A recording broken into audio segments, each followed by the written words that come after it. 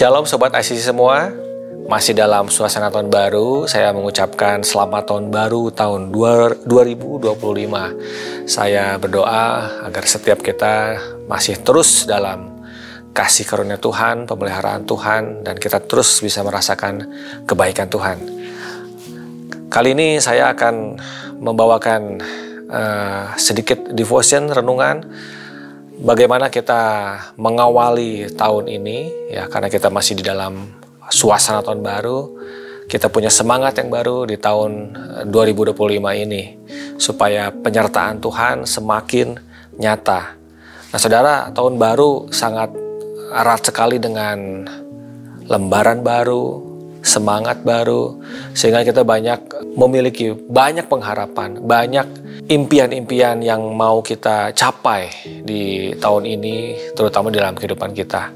Nah, tapi kalau boleh kita jujur, mungkin banyak di antara kita juga masih waktu ketika masuk dalam tahun yang baru, kita masih belum meninggalkan apa yang terjadi di tahun-tahun sebelumnya.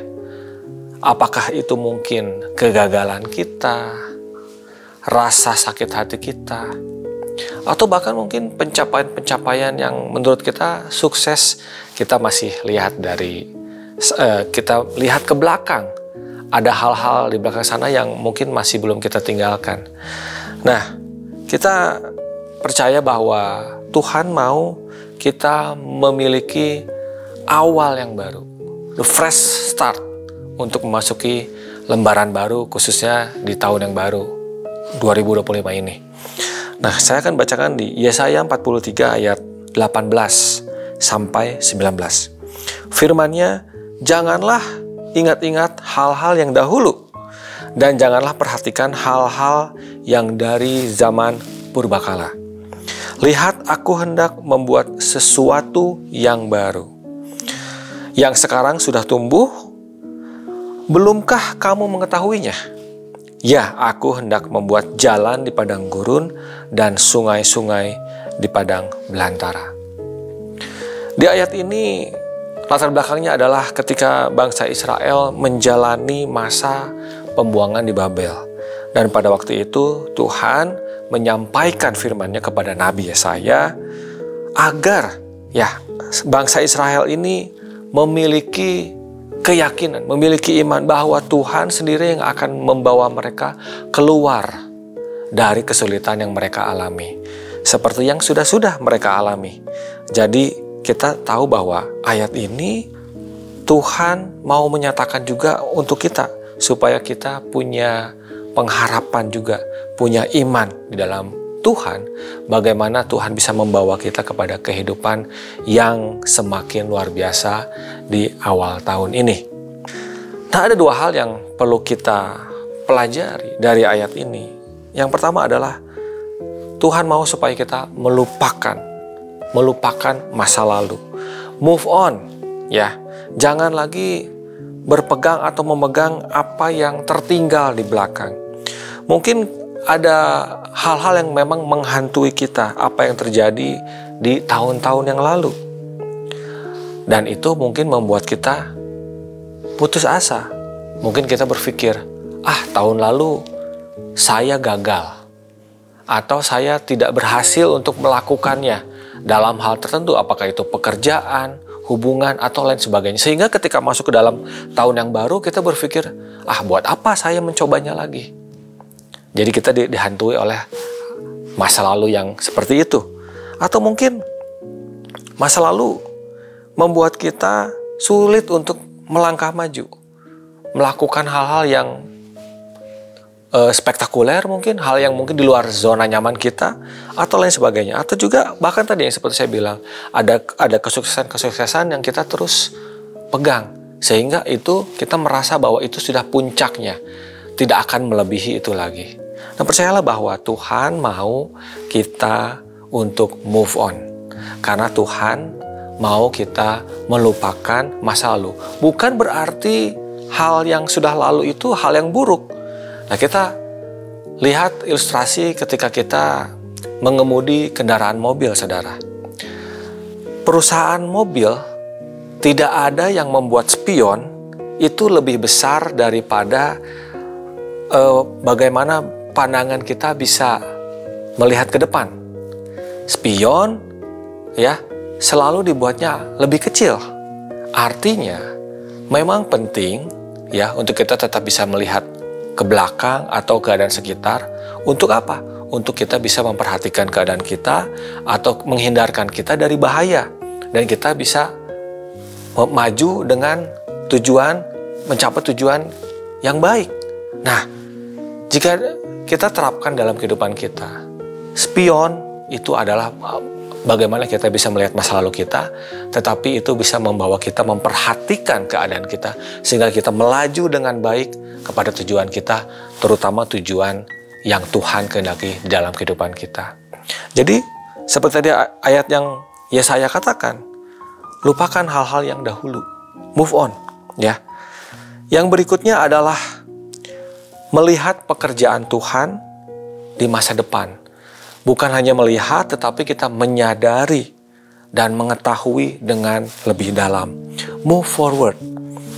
Sama seperti orang Israel. Tadi dikatakan situasinya dalam masa pembuangan. Tuhan mau bahwa kondisinya waktu itu walaupun mungkin sulit, bangsa Israel harus tetap melihat pekerjaan Tuhan di depan sana, bagaimana Tuhan akan membawa keluar mereka sebagai bangsa yang menang.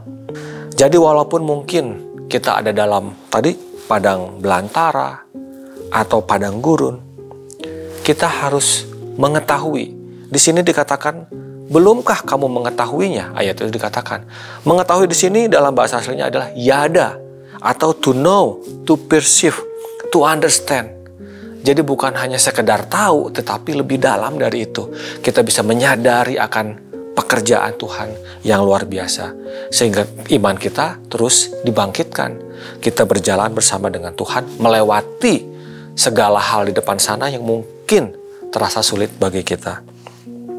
Ada sebuah lagu yang cukup terkenal di mungkin tahun 90-an. Dia buka jalan saat tiada jalan, dengan cara yang ajaib dibukanya jalanku. Nah, saudara boleh teruskan menyanyikan lagu ini. Tetapi di situ dikatakan, dia buka jalan dengan cara yang ajaib. Nah, Tuhan mau kita percaya bahwa Tuhan akan membuka jalan. Ya, di dalam tadi Yesaya 43 di dalam bahasa Inggrisnya dikatakan I am doing a new thing. Dan di situ dikatakan I am making a way, membuka jalan walaupun di tengah padang gurun dan juga padang belantara. Saudara, mari kita renungkan hal-hal apa yang perlu kita lepaskan di masa lalu yang menghantui kita. Apakah itu kepahitan kita, rasa gagal kita. Jangan sampai masa lalu mengidentifikasi siapa diri kita. Tetapi percayalah bahwa Tuhan yang bersama dengan kita, yang berperang bersama dengan kita, akan membuka jalan. Bahkan hal-hal yang tidak pernah dipikirkan oleh kita. Mari melangkah dengan iman, kita bisa merasakan pekerjaan Tuhan yang ajaib tadi. Apakah itu dalam pekerjaan kita, hubungan kita, karir kita, bahkan pertumbuhan kerohanian kita. Ya.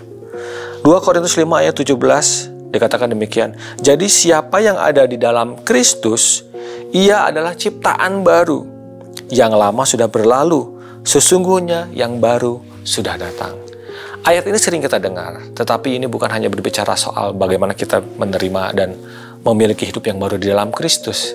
Tetapi kita percaya bahwa Tuhan yang kita sembah itu selalu berurusan dengan transformasi kehidupan kita. Bagaimana kita terus diubahkan menjadi baru setiap hari, setiap saat, menjadi serupa seperti Kristus. Mari kita memasuki tahun ini, masih di awal-awal, kita penuhi dengan semangat yang baru, kita lepaskan apa yang di masa lalu yang tidak perlu kita bawa, ya. Tetapi kita mau percaya dengan penyertaan Tuhan, pekerjaannya yang ajaib, kita melihat Tuhan bekerja di dalam kehidupan kita. He is doing a new thing. Jangan biarkan visi kita menjadi samar ya, karena apa yang terjadi di belakang menghantui kita. Pilih untuk terus bersandar, menatap masa depan walaupun banyak tantangan, tetapi Tuhan akan selalu memberikan hal yang baru dan juga berkat yang luar biasa. Amin. Mari kita berdoa.